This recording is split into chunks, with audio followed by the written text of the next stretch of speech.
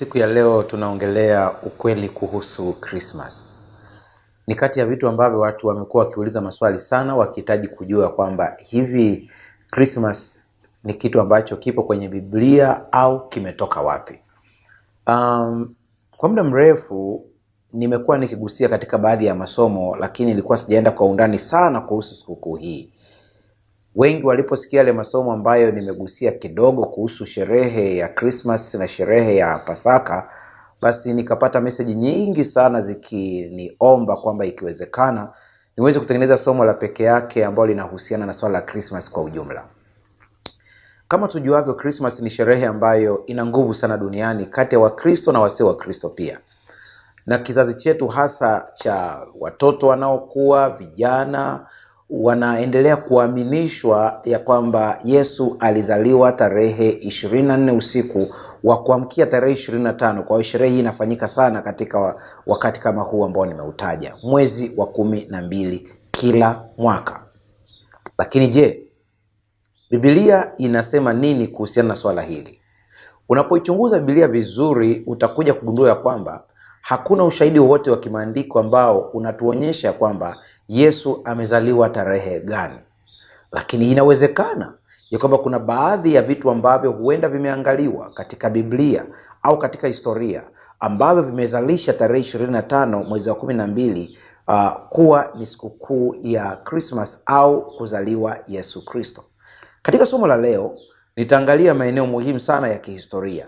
Tutaangalia pia katika Biblia tuone ya kwamba hivi kweli tuna ushahidi wowote wa kimaandiko ambao unatuonyesha ya kwamba tarehe 25 mwezi wa 12 ni sikukuu ya kuzaliwa Yesu Kristo.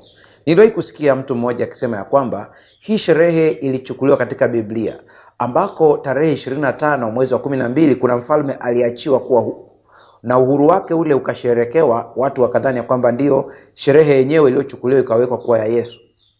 Lakini si kweli. Kwa nini? Kwa sababu hesabu za Wayahudi za miezi pamoja na tarehe kwa kawaida hazifanani na hizi ambazo tunazitumia leo. Kwa hiyo mwezi wa 12 kwao hawezi kuwa mwezi wa 12 kwetu, kwa sababu tunatumia mfumo tofauti wa kuhesabu kalenda. Wao wanatumia mfumo wa luna wa mwezi, lakini sisi tunatumia mfumo wa Gregory ambao ni tofauti kabisa. Kwa hiyo kutumia habari ya mfalme wa Israeli aliyetolewa mwezi wa 12 tarehe 25 kama kigezo cha kuadhimisha Christmas haiwezekani, kwa sababu tarehe hizo pia zinatofautiana.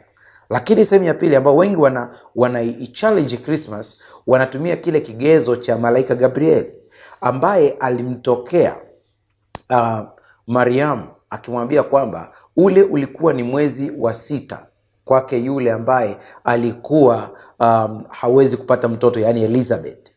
Lakini ukiangalia mwezi wa 6 ambao unatajwa pale, wengi wanadhani ya kwamba ni mwezi wa 6, yani mwezi wa 6 ambao Mariamu alitokewa, yani Juni. Bado haiwezi kuwa kigezo kama hicho, haiwezekani. Kwa lazima tuanze kuangalia historia vizuri, tuangalie kwamba ni nini ambacho kinatajwa. Na nikupe tahadhari kidogo katika siku hii ya leo. Katika somo la siku hii ya leo nitakuwa ninanukuu zaidi kuliko kuongea mambo ya kwangu, kwa sababu ninaongea kitu ambacho ni nyeti sana na kinahitaji ushahidi wa kutosha ili kuthibitisha kile ambacho tunakisema kwamba ndivyo kilivyo. Karibu ukweli kuhusu Christmas. Christmas ni nini? Kwa mtu yeyote utakayemuuliza atakwambia Christmas ni sherehe ya kuzaliwa Yesu Kristo. Lakini je, ndivyo ilivyo? Yesu alizaliwa na mwanamke anaitwa Mariamu, lakini baba yake mlezi alikuwa anaitwa Yusufu, ambaye kazi yake kubwa ilikuwa ni kazi ya ukapenta. Lakini siku moja, wakati mfalme alipotoa amri ya kwamba watu wakahesabiwe, na aliyetoa amri hii ni mfalme Kaisari, huyu ambaye alikuwa ni governor, alitoa amri ya kwamba watu wote wakahesabiwa katika majimbo yao, masehemu waliozaliwa. Ndipo Yusufu na Mariamu wakaenda katika Bethlehem ya Uyahudi. Wakiwa kule ndipo mtoto Yesu alizaliwa. Asili ya neno Christmas ni nini? Tuanze kuangalia asili yake. Neno Christmas ni nini? Neno Christmas kwa mujibu wa encyclopedia ya Katoliki inaitwa Catholic Encyclopedia inasema hivi: Neno Christmas katika Kiingereza cha zamani ni Christes Maese, the Mass of Christ. Lilipatikana mwaka wa 1138 na Christes Messe mwaka 1131. Narudia nukuu. Neno Christmas katika Kiingereza cha zamani ni Christes Maese, the Mass of Christ, au misa ya Kristo. Lilipatikana mwaka wa 1138 na Christes Messe mwaka 1131, mwisho wa kunukuu. Kumbe kwa mujibu wa encyclopedia ya Katoliki inaonyesha kwamba neno hili kwa asili yake ni muunganiko wa maneno mawili, Mass of Christ au Mass na neno Christ au Christes Messe, misa ya Kristo. Lilipata umaarufu neno hilo. Sherehe hii na tarehe zake hivi zikoje? Mbona kuna utofauti wa tarehe?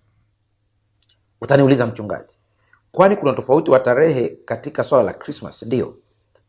Katika madhehebu ya Kikristo kumekuwa na sherehe tofauti za Christmas, yani tarehe tofauti za kusherehekea Christmas. Sisi ambao tunaishi Tanzania, Kenya, Uganda, Rwanda, Kongo na kwingineko, ambako tunatumia mfumo wa Kikatoliki katika sherehe hii, na ambao pia mfumo wa Kianglikana unatumika zaidi, tarehe 25 ndio ambayo inafahamika sana. Lakini kwa watu ambao wanaishi katika nchi ambazo makanisa ya Orthodox yamekuwa yakitawala zaidi, wao wana sherehe tofauti. Sikiliza. Wakati nchi nyingi zinasherehekea Christmas tarehe 25 Disemba, baadhi ya nchi za mashariki za Kiorthodox wanasherehekea sikukuu hii kubwa Januari 7. Kwa upande mwingine, kanisa la mitume la Armenia wanasherehekea Christmas tarehe 6 Januari. Hii ni kwa mujibu wa Wikipedia. Kwa mpaka hapo umeona kwamba kuna tarehe tofauti kwa mujibu wa madhehebu ya Kikristo. Unajua hii changamoto ambayo unakuta katika madhehebu ya Kiislamu ipo pia katika madhehebu ya Kikristo, ambapo katika upande wa Uislamu wanakuwa wakigombana au kubishana sana kuhusiana na lini watu waanze kufunga na lini wafungue. Mgogoro huu upo hata katika Ukristo. Katika Ukristo ni kwamba kuna watu ambao wanasherehekea Christmas tarehe 25 Disemba, lakini kuna wengine wanasherehekea Januari 7 na wengine wanasherehekea Januari 6. Ni kujiuliza, kwa nini kuna sherehe tofauti, tarehe tofauti kwa sherehe moja? Endelea kufuatilia, maana naendelea kuonyesha mambo yalivyo. Sehemu kubwa ya Wakristo ulimwenguni wanafanya sherehe hii Disemba 25 kwa kutumia kalenda ya Gregory. Kanisa la Mashariki la Orthodox pia wanasherehekea Disemba 25 kwa kalenda ya Julian, ambao kwa kalenda ya Gregory ni Januari 7. Nataka niweke vizuri katika zile nukuu zangu zilizopita. Kwa hiyo ukiwauliza watu wa kanisa la Mashariki la Orthodox, watakwambia tunasherehekea Disemba 25 hivyo hivyo kama wengine. Lakini swali, kwa kutumia kalenda gani? Ni kalenda ya Julian, ambao kalenda ya Julian kwa hii ambayo tunatumia ya Gregory itakuwa ni Januari 7.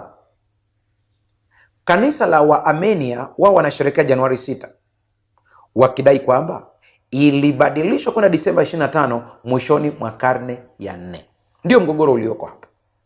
Kwa ukiwauliza Wakristo wengi, ijumlisha na wewe ambao nitazama, ulioko Tanzania, ulioko Marekani, ulioko Kongo, Kenya, Burundi, Rwanda na nchi nyingine, utasema Christmas yetu ni Disemba 25. Na kuuliza kalenda gani? Kalenda yako unayotumia ni kalenda Gregory, ambao hii ambao tuna Januari, Februari, ngapi ambao tunaitumia ni kalenda Gregory, tarehe 25. Kanisa la Mashariki la Orthodox wao wanatumia Disemba 25 ya kalenda ya Julian, ambayo kwetu kwa kalenda Gregory ni Januari 7. Lakini Waarmenia wakasema hapana, karne ya 4 badiliko ndipo litokea kupeleka Disemba 25. Kwa hiyo wao wanabaki na sherehe ya Januari 6, wakisema ndiyo sherehe ya Christmas aliozaliwa Yesu. Kwa mujibu wa Wikipedia, neno Christmas ni nini? Wao wanasema Wikipedia, na nukuu, Christmas ni sikukuu ya kila mwaka ya Wakristo wakikumbuka kuzaliwa kwa Yesu inasherekewa tarehe 25 Disemba, lakini tarehe sahihi ya kuzaliwa kwa Yesu haijulikani. Mwisho wa kunukuu. Wanaweka wazi kabisa kwamba Christmas ni sherehe ya mwaka au ni sikukuu ya mwaka ya Wakristo wakikumbuka kuzaliwa kwa Yesu Kristo. Inasherekewa Disemba 25, lakini wanakuambia tarehe sahihi ya kuzaliwa kwa Yesu Kristo haijulikani. Naenda nukuu nyingine. Hapa na mnukuu bwana mmoja anaitwa Richard Rives ambaye ameandika kitabu kinaitwa Too Long in the Sun. Anasema, hakuna makubaliano kati ya wanazuoni wa karne ya 3 na ya 4 kuhusu tarehe ya kuzaliwa kwa Yesu. Wanazuoni tofauti walitoa tarehe tofauti. Inaonekana kwamba tarehe 6 Januari ilipatwa kuungwa mkono sana wakati huo. Kwa hiyo karne ya 4 kulikuwa na nguvu kubwa sana ya kuunga mkono tarehe 6 Januari, ambao unakuta wa Armenia wameendelea kuishikilia kwamba hiyo ndiyo tarehe sahihi. Sikiliza, ninanukuu tena The New Catholic Encyclopedia volume ya 3 ukurasa wa 656. Hii inainukuu kwa Kiingereza na nina sababu. Sikiliza anachokisema. Inexplicable though seems, the date of the Messiah's birth is not known. The gospel indicates neither the day nor the month. Hii ni The New Catholic Encyclopedia, ni encyclopedia ya Kikatoliki volume ya 3 ukurasa wa 656. Anaweka wazi kabisa, anasema tarehe ya kuzaliwa Yesu Kristo haijulikani na Injili haijaonesha popote siku wala mwezi aliozaliwa Yesu. Mwisho wa kunukuu. Kama nukuu zote zinakiri ya kwamba tarehe haijulikani, hizi tarehe zinatoka wapi? Unaweza kusema, mchungaji, una ushahidi mwingine wa ziada? Kama nilivyokuambia, leo nitakuwa na nukuu nyingi sana, kwa sababu ninachokiongea ni kitu sensitive, ni kitu makini, ni kitu ambacho kinataka ushahidi wa kina. Bwana B.A. Robinson katika makala ambayo ameita When Was Jesus Born, katika tovuti ambayo nimekuwekea hapo katika skrini yako, anasema the month and day of Jesus' birth is also unknown. However, we can be fairly certain that it was not December 25. Na tafsiri, mwezi na tarehe ya kuzaliwa Yesu Kristo haijulikani. Hata hivyo, tunaweza kuwa sahihi tukisema kwa uhakika kabisa sio Disemba 25. Sikuishia hapo. Nikampata mtu mwingine anaitwa Helk Doctor. Yeye ameandika makala inayosema The Messiah's True Birth Date, tarehe sahihi ya kuzaliwa Masihi. Ninanukuu, the Bible itself therefore hints strongly at the falsehood of Yeshua's birth occurring on or even near December 25th, as this will be during Kislev Tebeth, the dead of winter. Anasema Biblia yenyewe inathibitisha uongo wa tarehe ya kuzaliwa kwa Yesu Kristo, kwamba ungetokea au hata karibu tu na Disemba 25. Hii ingekuwa ni wakati wa mwezi wa Kisleu au Tebeth, ni mwezi wa Wayahudi, ambapo ni wakati wa baridi kali. Kwa nini? Tutaona vizuri. Kama ni wakati wa baridi kali, tusingeliona wachungaji makondeni. Maana wakati ule wachungaji wa Kiebrania hawapeleki kondoo katika makonde yao. Hapana. Lakini sikia, mwanazuoni wa historia ambaye anaheshimika sana anaitwa Dr. Samuel Bakiok, kwenye kitabu chake ambacho kinaitwa The Meaning, Celebration and Date of Christmas, ukurasa wa 15, anasema it is important to note that the date of December 25 is totally devoid of biblical meaning and is grossly inaccurate as far as the actual time of Christ's birth.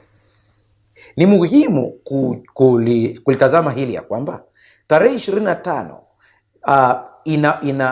inaondoa kabisa maana ile ya kibiblia au usahihi wa kibiblia wa tarehe ya kuzaliwa kwa Yesu Kristo. Wote hao wanakataa kabisa kwamba sio tarehe 25. Sikuishia hapo, nataka upate nukuu za kutosha, maana wakati mwingine unaweza kusema huyu mchungaji huenda anasimamia mtazamo wake mwenyewe. Hapana, nataka nikupe ushahidi wa kutosha kabisa. Huyu ni bwana Ronald G. Falkenberg katika makala yake anaita Date of the Birth of Jesus Christ anasema, kulingana na vifungu vya Biblia vinavyoelezea kuzaliwa kwa Yesu na matukio yaliyoambatana na tukio hilo, wasomi wengi wanakataa tarehe 25 Disemba kama siku ya kuzaliwa Yesu. Kwa mujibu wa matukio hayo, ni kana kwamba Yesu alizaliwa mapema mwezi Septemba. Hata hivyo, tarehe 25 Disemba inaonekana kuwa maarufu na ni ngumu kubadilika. Napenda nielezee kidogo hii nukuu maana yake ni nini. Kwa nini bwana Ronald yeye anasema inavyoonekana kama vile Yesu amezaliwa mapema Septemba? Kwa nini? Ni kwa sababu mwezi Disemba kwa wenzetu Wayahudi ni msimu wa baridi. Kwa mujibu wa Biblia tunaona wachungaji walikuwa makondeni. Asa msimu wa baridi kali ambayo inaangusha mpaka barafu, uweze ukaa na kondoo makondeni. Wakati ule wachungaji wa Kiyahudi au wa Kiisraeli wa Kiebrania au wa maeneo yale ya karibu majirani zao, kondoo wanakuwa nyumbani. Ni mwezi gani ambapo kondoo wanakuwa kondeni? Na wakati wa usiku unaona wachungaji wakiwa wakiwasha kuni zao ili kuangalia usalama wa kondoo wao. Ni mwezi mapema, mwezi Septemba. Kwa kama tungesema tunakisia angalau mwezi wa kuzaliwa Yesu, huenda tungesema Septemba. Lakini hata hivyo tunakisia tu kwa sababu ya matukio, hatuna ushahidi kamili. Nilipenda mwanazuoni mmoja anaitwa Adam Clark ambaye ni mwanatheolojia mkongwe kabisa.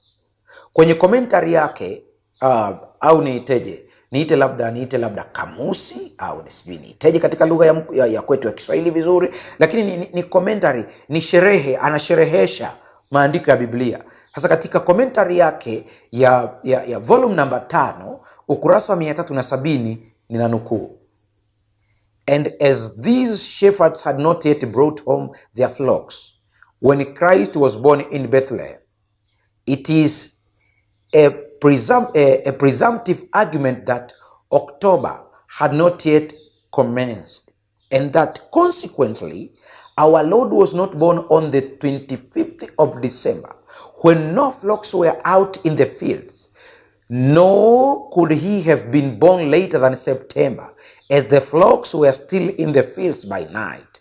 On this very ground, the nativity in December should be given up. The feeding of the flocks by night in the field is a chronological fact. See the quotation from the Talmudist in Lightfoot. Mwanatheolojia huyu Adam Clark anakiri kabisa ile argument ya kwanza ambayo nimeisema. Anaunga mkono hoja ambayo nimekwisha kuisema. Yeye anasema ya kwamba kama ukiangalia wachungaji makondeni, tukiangalia kama story ambayo ilikuwa pale ya kwamba kulikuwa na wachungaji makondeni, inatuonyesha ya kwamba Yesu Kristo hakuzaliwa tarehe 25 Disemba kwa sababu hakuna wachungaji ambao wanakuwa nje kwa wakati huo. Na anasema kama ni hivyo basi hawezi kuzaliwa zaidi ya Septemba tena, maana wakati huo tena kunakuwa tena na baridi kali. Kwa ni mapema hapo Septemba hapo. Kama kweli tunaangalia, inaweza kuwa ni mapema Septemba ndipo alizaliwa.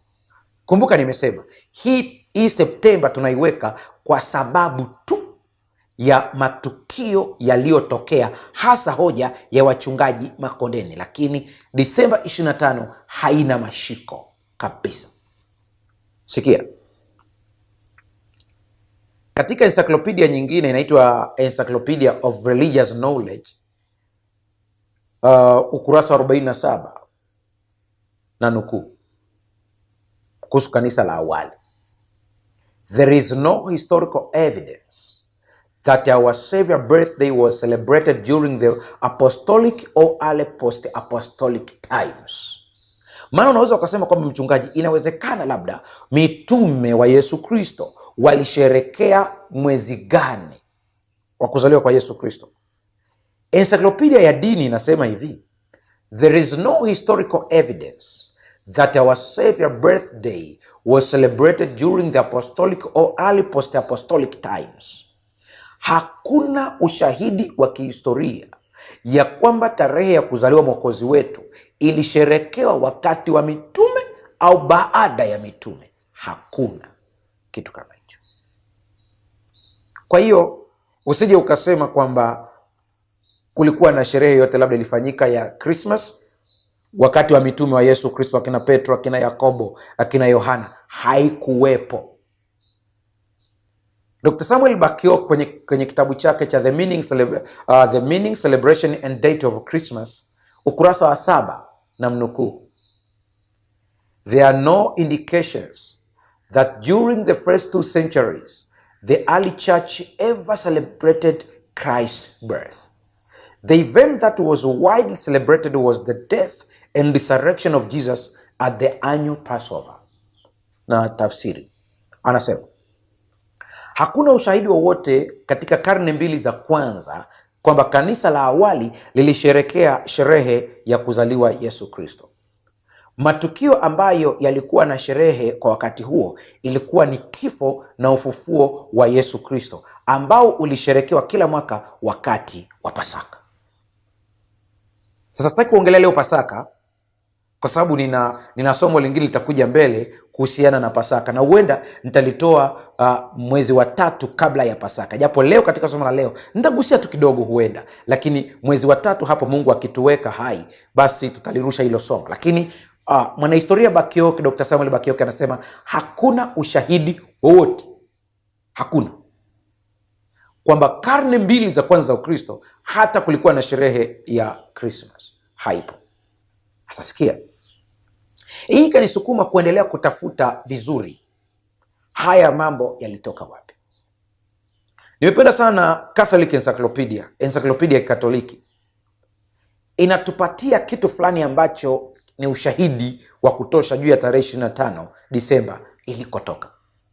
Ukiangalia encyclopedia hii, katika neno Natal Day kuna maneno yafuatayo ambayo nina nukuu: so again Origen had evidently some similar thought before him when he insists that of all the whole people in the scripture no one is recorded to have kept a feast or held a great banquet on his birthday.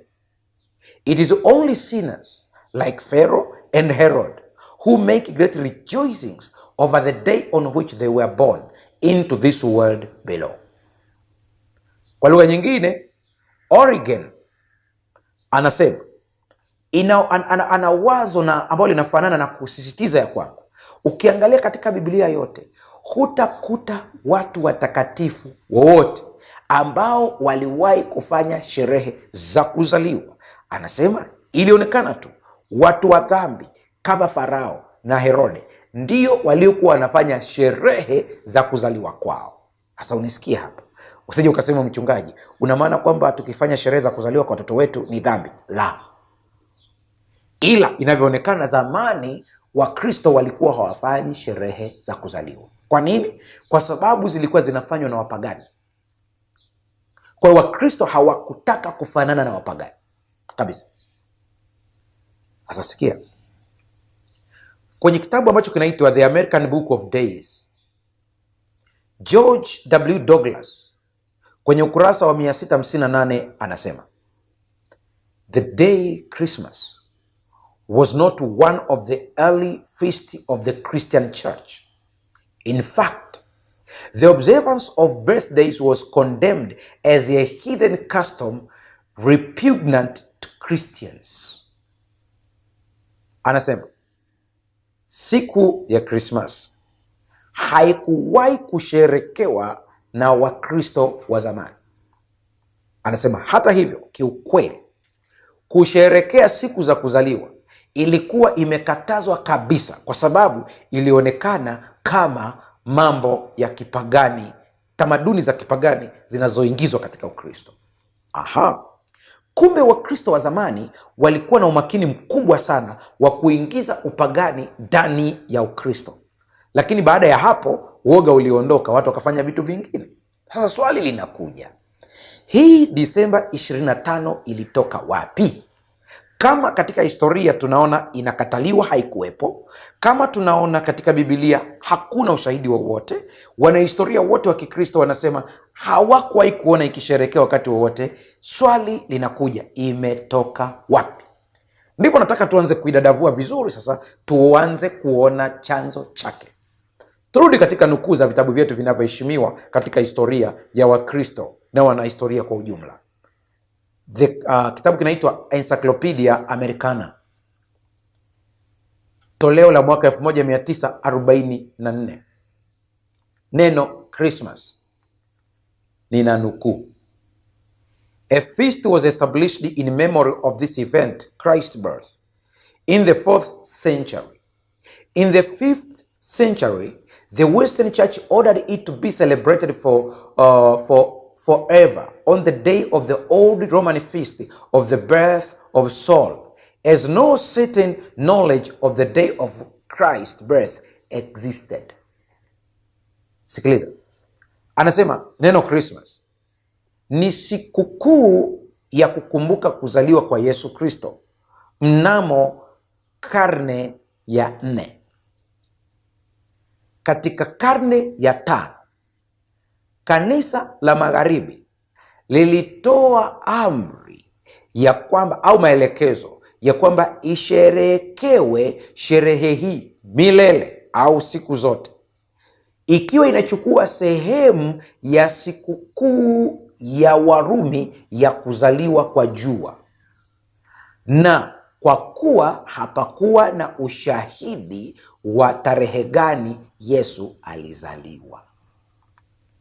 Kwa hiyo Encyclopedia Americana inatuonyesha kwamba ilikuwa ni sherehe ya kusherekea kuzaliwa kwa Mungu jua, inaingizwa katika Ukristo.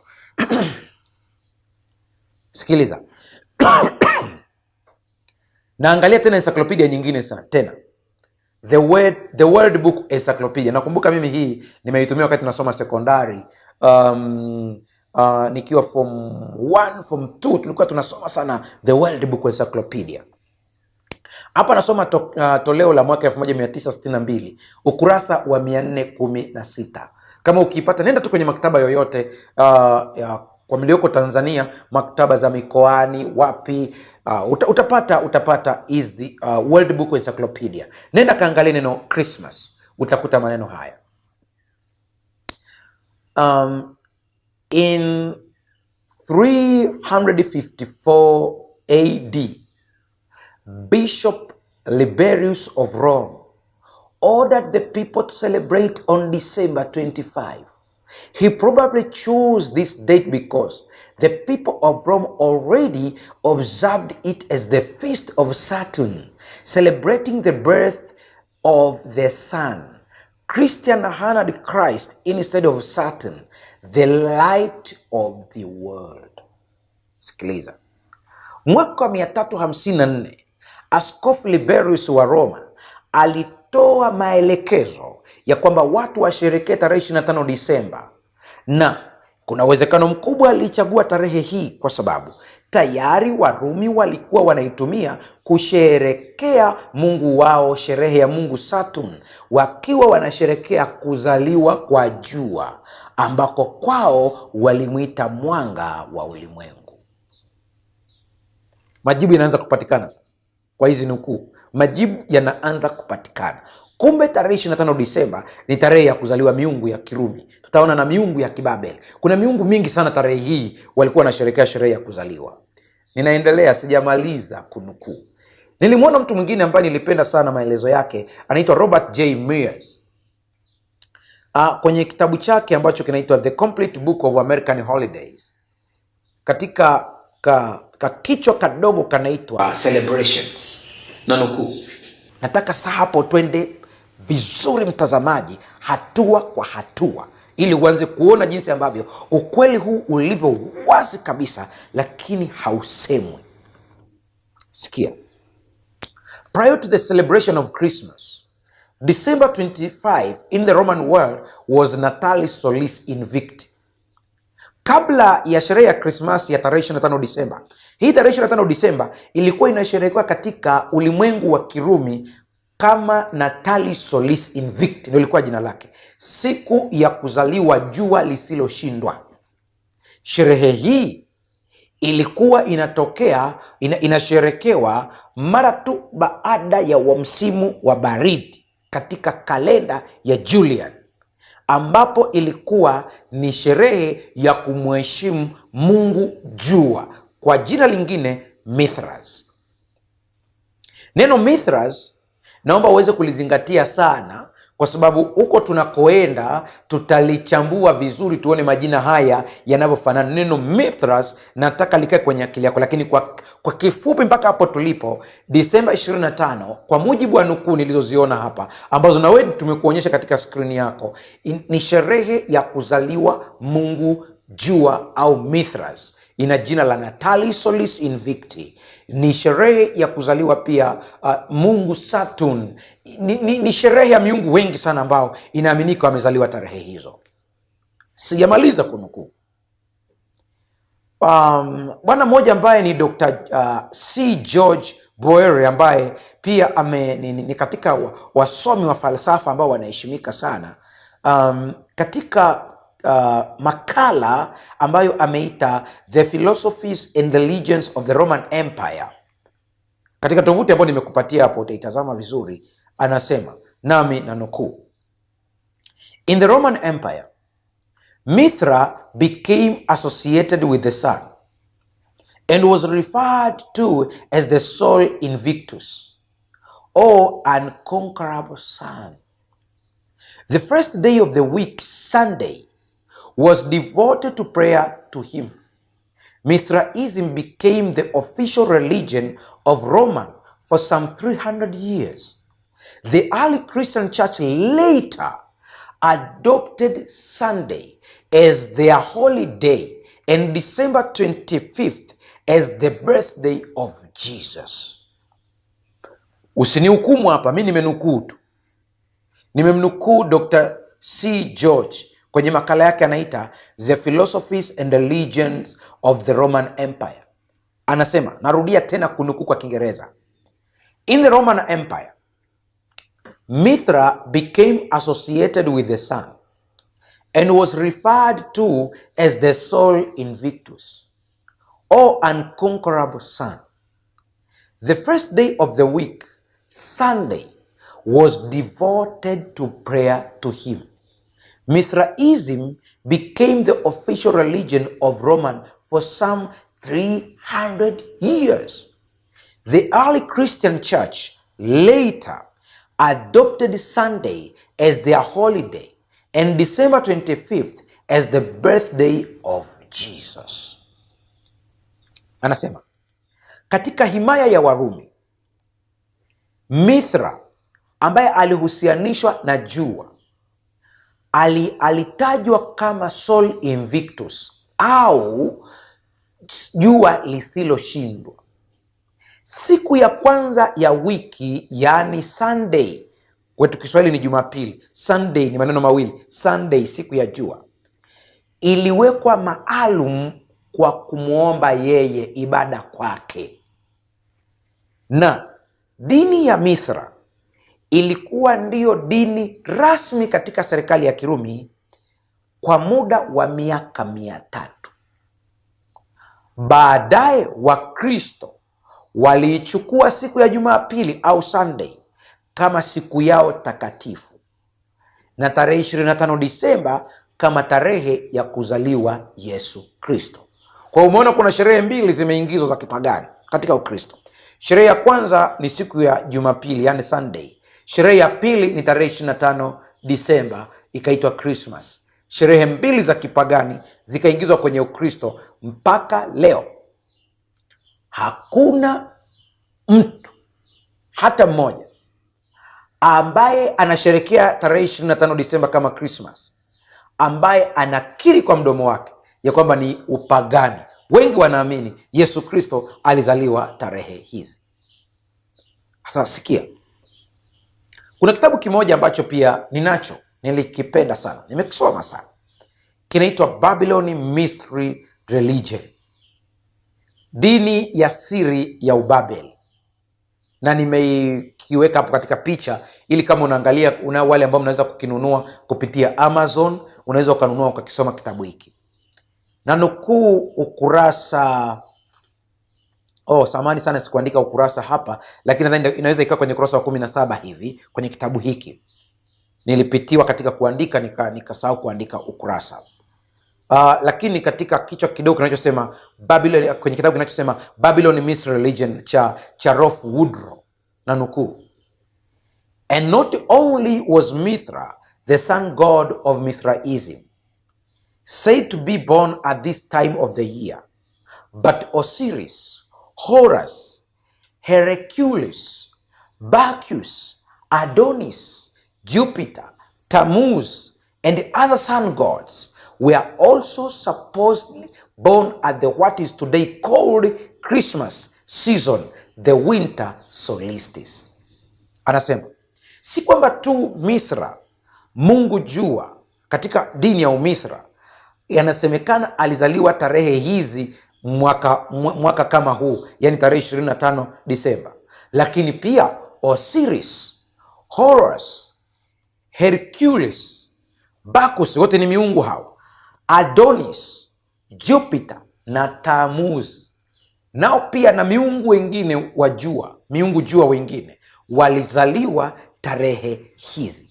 Kuna kitu nataka nikiweke vizuri hapa mtazamaji uweze kukielewa.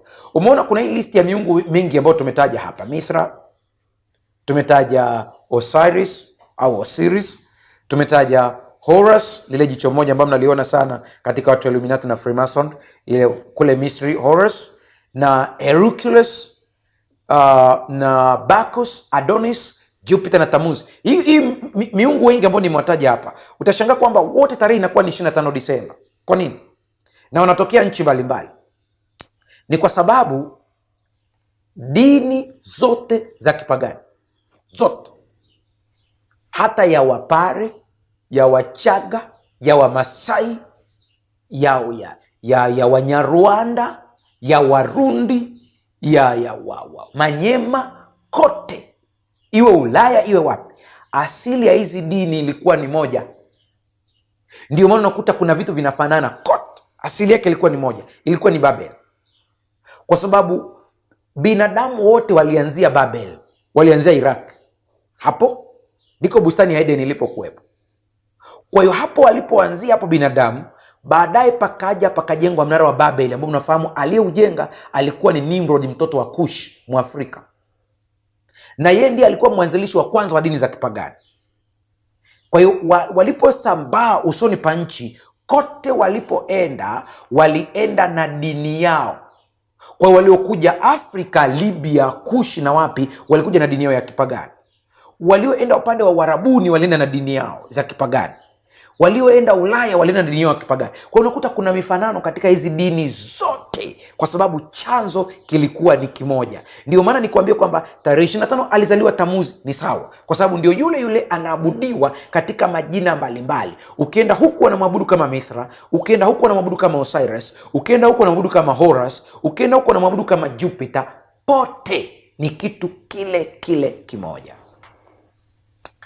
Kwenye kitabu hiki cha Babylon Religion, David Danielis ukurasa wa 67 anasema, nami namnukuu, many people celebrate Semiramis using the name Easter among others on the first day of the spring, which is either March 20th or 21st.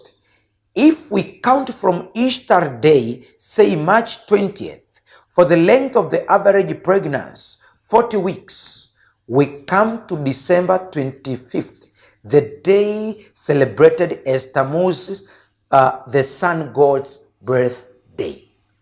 Mwisho wa kunukuu. Sikiliza hapa. Anasema, watu wengi wanasherekea sherehe ya Semiramis kwa jina la Ishtar, na wanasherekea wakati ule wa mvua za vuli. wakati wa mvua za vuli, kama nitakuwa sijakosea, ni kwenye mwezi wa tatu hapo, mwezi wa tatu hapo, ni wakati wa spring, wakati mimea inapoanza inapoanza kutoa majani yake. Sasa mara nyingi sana sikukuu ya Pasaka inakuwa kwenye tarehe 20 Machi au 21, au ikiwa imechelewa sana mwanzoni mwezi wa 4. Sasa anasema ukipiga mahesabu vizuri ya mimba ya kawaida ya wiki 40, kama ni tarehe 20 au 21, ambapo ilikuwa inaaminika kwamba wakati huu Semiramis ndipo alipochukua mimba, basi mimba ambayo itakwenda wiki 40, mtoto atazaliwa tarehe 25 Disemba, ambayo ni tarehe ya kuzaliwa Mungu Tamuzi. Najua bado nakuchanganya, nataka nikuweke vizuri ili uelewane na mimi. Semiramis ni nani? Nifuatilie, nitakuonyesha na picha zake hapo mbele. Ni mungu mke, alikuwa ameolewa na bwana anaitwa Nimrod. Nimrod alizaliwa na Kush. Kwa muda wako utaangalia kitabu cha Mwanzo sura ya 11. Kwa sasa hivi naomba unifuatilie ili uelewe vizuri. Kulikuwa na mtu anaitwa Nimrod ambaye alikuwa ni muwinda wanyama. Jamaa lilikuwa libabe. Sasa wakati huo, ukiwa una uwezo wa kuwinda wanyama, ulikuwa unapewa heshima kwenye jamii, kwa sababu kulikuwa na wanyama wengi sana ambao walikuwa wanadhuru jamii. Kwa mtu ambaye anaweza kuilinda jamii dhidi ya hao wanyama, anapewa heshima kubwa. Kwa Nimrod aliweza, akapewa heshima kubwa sana. Ndiye akawa mfalme wa kwanza.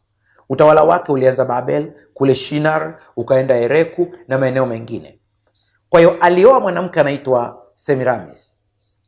Nimrod akafa kabla hajapata mtoto. Semiramis akapata mimba. Alipopata mimba, inasemekana kwamba alipata mimba wakati huu ambao tunauita wakati wa hizi mvua za mwezi wa tatu hapo. Sasa wakati alipata mimba, akajifungua Disemba 24 usiku, samahani. Na wakati alipojifungua, alijifungua mungu anaitwa Tamuzi, ambaye ndiye ana majina mengi hapo nimekuambia. Huku wanamuita Osiris, huku wanamuita Tamuz, huku wanamuita Horus, huku wanamuita wana jina lingine pia ambalo wamemuita upande wa Rumi, walikuwa na jina lao ambalo wamemuita Mithra, maeneo mengi sana. Alizaliwa tarehe 24 usiku wa kuamkia tarehe 25. Na ukiangalia vizuri, ndiyo tarehe ambayo leo imeitwa Christmas. Nimenukuu vitabu tu. Bwana Hilton Hotema kwenye kitabu ambacho kinaitwa Secret of Regeneration, ukurasa wa 131, nina nukuu: The birthday of Adonis Tammuz kwenye bracket was celebrated on December 25, and this celebration is mentioned by Tertullian, Jerome, and other early fathers of the church who agree that the ceremonies took place in a cave. How about tumewataja hapa akina Tertullian, Jerome, ni church fathers, mababa wa kanisa.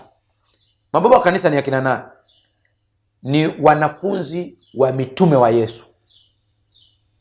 Baada ya hapo wanakiri, wanasema hivi, tarehe 25 Disemba ilikuwa ni sherehe ya Mungu Tamuzi au Mithra, ambapo sherehe hii ilifanyika mapangoni. Sasa kama unabishana na church fathers ambao wao walirithi Ukristo kutoka kwa mitume wa Yesu Kristo, kama unabishana nao basi, lakini wanakiri, wanasema ilikuwa ni sherehe ya kipagani na wanasema ilikuwa inafanyika mapangoni. Ndiyo maana utakuta ile sanamu ya Bikira Maria na mtoto Yesu mara nyingi sana inapendwa kutengenezwa katika maeneo ya mapango, maana yule sio Bikira Maria ila ni Semiramis, na yule mtoto ni Tamuzi, na inaaminika alizaliwa katika mapango.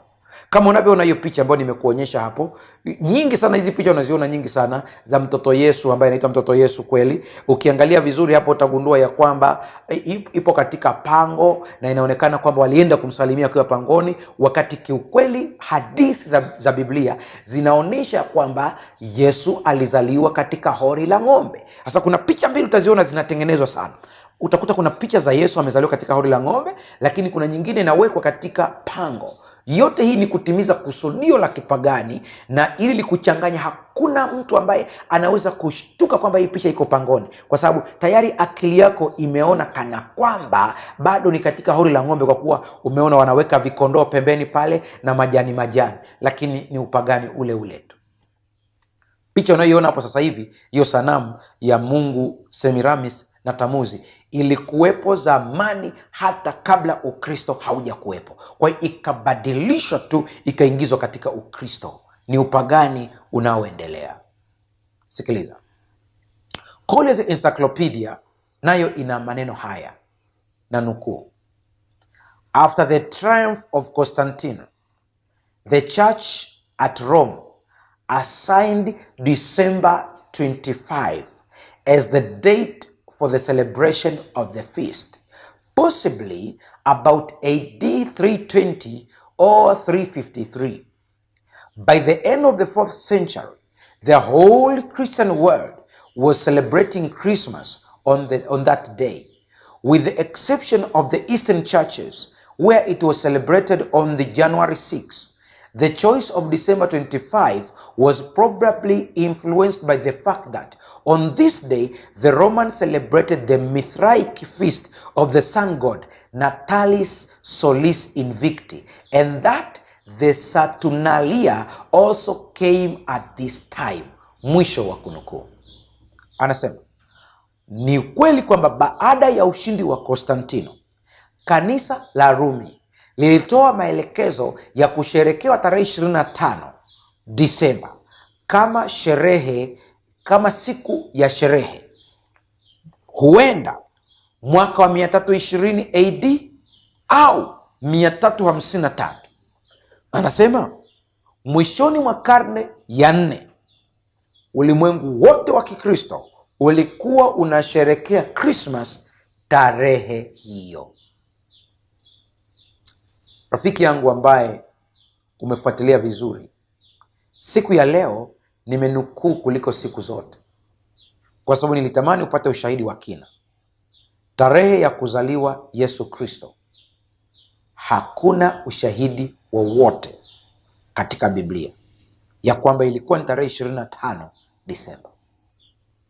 Lakini hakuna ushahidi pia wa kihistoria ya kwamba ilikuwa ni tarehe 25 Disemba kwa kalenda ya Gregory.